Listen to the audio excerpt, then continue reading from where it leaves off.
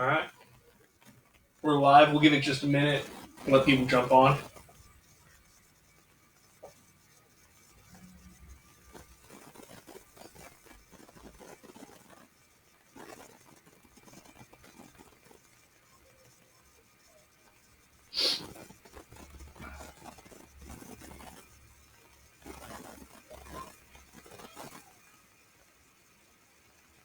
That move made the light so much better. Good. All right. Let's go ahead and get going. All right, guys. Hey, welcome in. This is our Thursday show. Today we're going to be talking about a subject that I don't think very many coaches, or parents really know is out there for their athletes.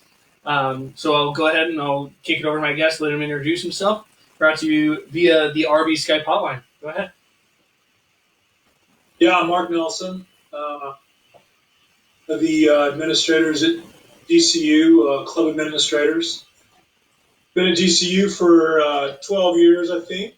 I'm just trying to think in my head how long I've been at GCU, and I think I just finished my 11th year. Starting next year, I'll be starting my 12th. Been in some different capacities. I'm have a basketball coaching background. I coached in college for 20 plus years. Much like you, Paul, I help run a training academy / club basketball academy that we did for I think I did that for about 5 years. And then, like I said, been at GCU for the last 11. I was a basketball coach at GCU and then had the opportunity to get into administration on the NCAA side, and I did that for a couple of years. And the club scene was growing so fast at GCU that having the opportunity to be administrator on that side, it's almost like it's its own entity, definitely from an athletic standpoint. We have about 2,000 or so club sport student athletes. We have, I think, 40 different teams, 20-some different sports, but we have multiple sports within a lot of the teams.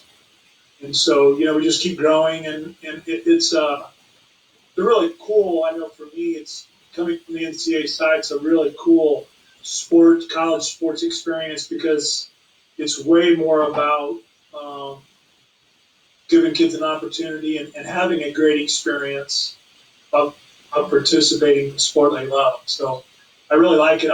We have a leadership program that we do that runs in conjunction with our club sport that we get to speak into it with the kids. We have probably out of our 40 different teams, we probably have anywhere from 12 to 15 of our sports are student ran. And then we have part-time coaches with some, and we have full-time coaches with some. We kind of have every level, and it's awesome. It's a great experience for the students to be a part of the leadership in each one of the sports. Great. So a little bit about me. Awesome. Thank you. So obviously everyone is pretty familiar with the NCAA side of things. D1, D2, D3, NAIA. What's the difference between NCAA and Collegiate Club? Yeah, we get that, and we get a lot of what's the difference between club and intramurals. So club is really kind of in between those. So you have intramurals where you're just competing on campus with kids from your school, and they're usually, smaller windows of time for that sport. So you're playing flag football or soccer or whatever, and you're just competing with kids on your campus. NCAA, NAIA obviously is more of a it has more of a designed and I don't know what the word I'm trying to say is. Has a little more structure, a little more background, yes. A little more history. Yeah. Yes, where so clubs are like that. It would be the equivalent of something like a Division III that we don't have scholarships, but we do compete against other universities, and we have we'll play in baseball, our club baseball team will play junior colleges. Our volleyball team will play junior colleges, and our basketball team even has played some prep schools. So we kind of run the gamut of who we can compete against. Um, but most of the schools, like ASU, has a really big club program also. U of A not quite as big, but they definitely have a uh, club sports too. NAU also, and then we travel a lot to California.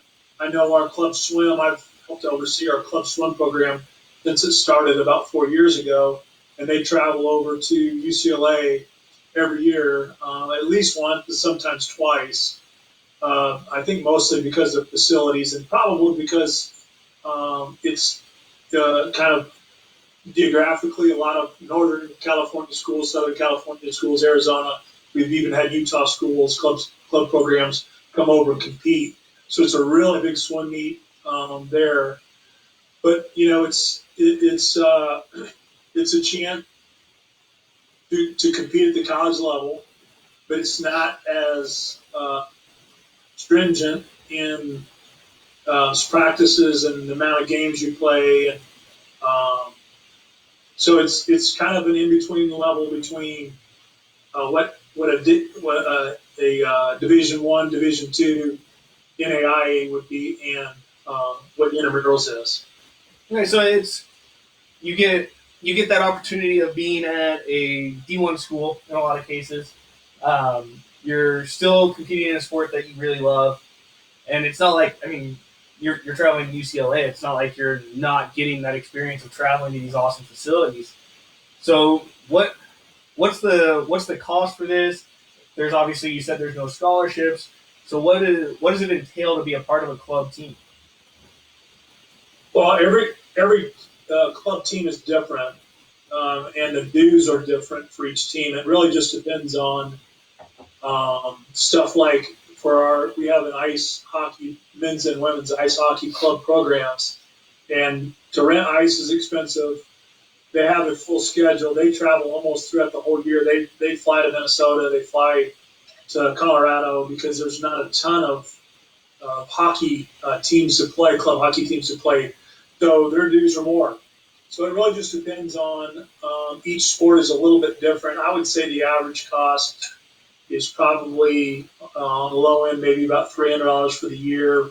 And that includes everything. They get gear, obviously facilities, all that type of stuff, and then travel. And then it goes up to, I don't know what hockey is, probably, a couple thousand. So anywhere in between. But it's done up, we have informational meetings that kick the year off. And, we want to put it out there in front of everybody to say, this is what the costs are. So, it's not, there's no hidden deals or you got to come out of pocket later. The only thing we fundraise for now is for postseason play. So we have each of the teams spend the year on doing fundraising events, and we do those all together. And then that will support if the team qualified for postseason play. Swim last year qualified probably 25 kids. I went to nationals, and nationals was I believe at Ohio State. Oh, that's awesome. That's great. This year's nationals was going to be in, I think, North Carolina. Jeremy Fung, our swim coach, would shoot me that I can't remember that, but I oversee multiple sports, so I don't. Yeah. I can't always remember where everybody goes, but so yeah. And the cool thing, Paul, it is about participation. It's about being a part of a team. It's about continuing to play a sport you love. But like I said, most teams have tiers of sports, teams of how competitive they are. Yeah. So even our one has a local team that they don't travel a lot. They don't pay very much either, but it's more about being a part of the team. They still will compete in a few local meets, and then if they want to try to get better, or even maybe they don't even want to participate that much, they're good with maybe practicing a couple times a week and doing what they're doing for all the time that they're there, that's fine too. And almost all of our teams have that. And almost all of our teams have different levels of competitive teams. Like our soccer team, we have 4 men's soccer teams. 2 are competitive that travel around the region, and 2 are more they are just kind of local teams that play local competition. Awesome. So, obviously, a large part of um, this viewership is really focused on swimming. Is swimming one of the cheaper end, the more closer to the $300 a year than the $2,000 a year? It is, yeah, it is, and I think one was like $500, um, something like that. Don't quote me on that, but it's something in that range. And again, most of our sports aren't much more expensive than that, because again, we use fundraising and different ways to keep the dues down. We want to provide the greatest experience for everybody, and obviously at the lowest cost we can. But it costs money to, take vans to UCLA, and we stay in hotels, and we eat. We have we have to buy food, and so the costs. And Yeah. like I said, most of the kids that are involved with like your club are used to paying some sort of dues, Yeah. so they understand volleyball and swim, and this is a club team. They understand that it's there's some costs involved, and if we break it down to what their money goes towards, then they're usually pretty good about um, understanding that it has some money involved. Oh, absolutely. And I mean, most clubs in the valley here charge between $150 and $250 a month to be in their senior group. So I mean, you're looking at 2 months of dues potentially to have all of your gear, have travel trips, which in the club world is never covered. That's always an extra out of pocket cost. You're getting to swim on a college team, a college collegiate team, which like Jeremy came out and he competed against ACU while I was there, and it's very similar to that high school team feel, which is that's what everyone tries to get back to swimming wise anyway. Everyone loves that 10-week high school season, so it's like that exact feel at the college level, competing against other college teams with that club fee that really is extremely low. Yeah, and the culture, our culture is really, really important to us, and that's the culture as a whole at GCU Club Sports, and then specifically, we really, really, I meet each of us administrators oversee 7 or 8 teams, and we meet with the coaches and really talk about leadership stuff, principles, and best practices, and um, like again, we want to provide the best experience possible that we can.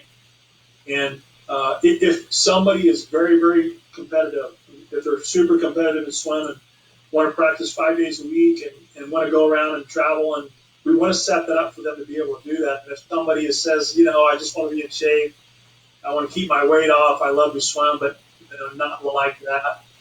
Well, we want to be able to set up a program for them too. So it's a cool thing that we don't have a tryout thing where kids get cut, and we just have tiers of competition to try to fit their needs and their wants and their desires, again, to create the best experience possible. And like you said, a part of that is our culture. When you go to college,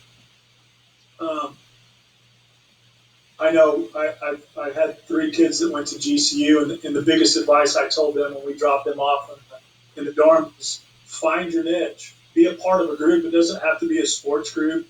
It could be a different type of a club, but find your niche. That's where you make lasting friends. You tend to have a better experience, a better time, especially when you connect early on in your college experience. And so that's what our clubs are intended to do. It's about fellowship. It's about camaraderie. It's about again, the common denominator is the sport. Yeah. But it's a great opportunity to connect at an early time in your college career. That's awesome. I mean, and we ran studies while I was at ACU about retention. And I think that's a big thing that coaches think about, but it's a big thing that parents should be thinking about as well. Because I mean, if you're sending your kid off to school, you want them to finish. You want them to come out of it with a degree. And the study actually came out. Being involved in something was a huge. Is you're about 20% more likely to stay and finish your degree. If you're involved in two things, you actually have a 50% better chance at graduating. So it's like, Yeah. I think everything you're talking about with being a part of the team and then the leadership groups that you're doing is providing extra outlets, for these kids to make sure that they're maintaining a good GPA or even maintaining an okay GPA and getting through the program. So it's not just a opportunity. It's almost it's a lifesaver. It's a life preserver out there. It's going to keep you afloat as well. So it's always fascinating me to think about all these kids that end up going to college and don't get involved. And I coached on the men's side at GCU, and I was on part of the staff that transitioned from Division II to Division I, and I was on Coach Marley's staff for a year. And in coaching, and specifically in Arizona, let's just take the sport of basketball, and it relates to all sports, but the sport of basketball. So you have, from a Division I standpoint, now you have GCU, ASU, Arizona, NAU. Then you have Arizona Christian, Benedictine, Ottawa. Who else is there? Ottawa. So then you have some junior colleges. But the amount of kids that want to play college basketball, there's a ton of kids.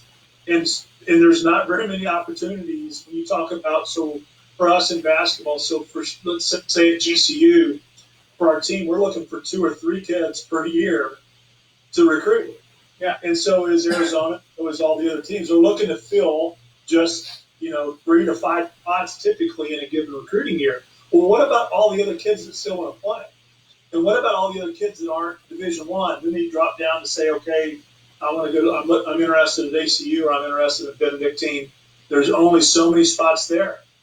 So just the sheer opportunity, the state, especially in the state of Arizona, with our population, and we have so few, schools, and you end up going out of state. And ECU is I think it's a great. It has a great culture.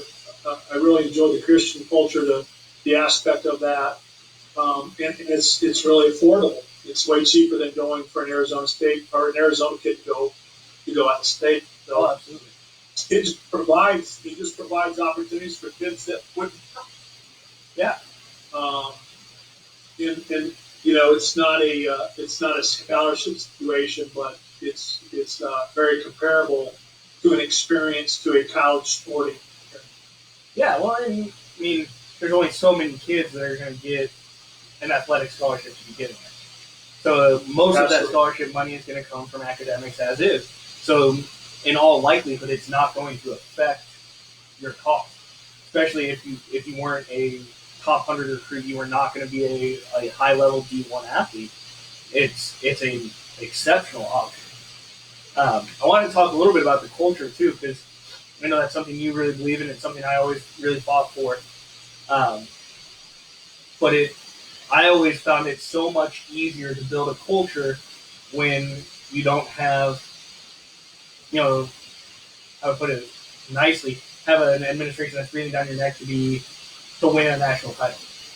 And I think Collegiate Club Sports is that nice niche where you can spend all of your time focusing on that culture and focus on that experience, because it's not the championship or the success is going to be a byproduct of the culture the coach creates. Is that something you found? Yeah, that's a great point. And when we say experience, not very many people want to be a part of something that there's no substance to. So you say, well, we're going to go swim. Well, if I'm going to go swim and I'm going to spend some time doing it, I still have to be able to compete. And So there's just that fine line between what really that means. It's not just like where everybody's jumping in the pool and splashing around and we say, well, that's fun. Well, that's not what we're talking about as far as being on even a club team. So we have structured practices, we have all those things. But for us, like you said, Paul, I was a part of 20 plus years, and the thing that gets to be that I don't want to say disappointing, but like you said, it's kind of hard to say it. Uh, it gets to be all about winning. Yeah. It's an outcome driven mentality, and for us in club sports, it is a process driven mentality. We want the journey. There is so many lessons in a journey.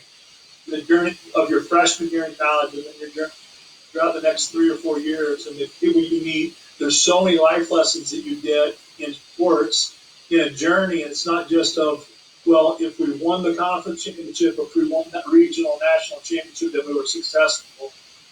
It's not really about that, and specifically in sports. And I say that it is amazing how successful our teams are because we believe in the journey, but we want to be set up that we're very specific in our goals. How do we reach our goals? Being relational, being intentional. We want to empower each other. Again, having that best experience possible. So through club sports and with our administration, it's nothing about winning, but we want through that best experience, we want to provide the best atmosphere, which in turn allows our teams to be successful. Our club women's volleyball team last year, I think this was our third year. Our club women's coach is named Chris Neighbor, who was also the NCAA coach at DCU. In the transition, he come over to club sport.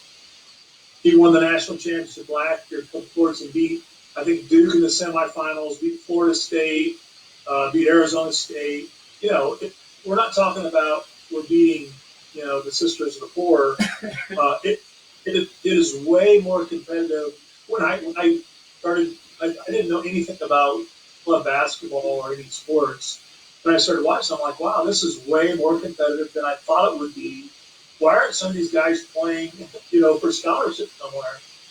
And again, it's just them finding their niche. But going back to your point, culture for us is the foundation of everything that we do. It's so important for us to provide that and empower the students and really dive into being relational and using our sports and our opportunity to be together as vehicles to, like you said, stay in school, do your best in school. A lot of our coaches will have study halls in our club just to help people be structured.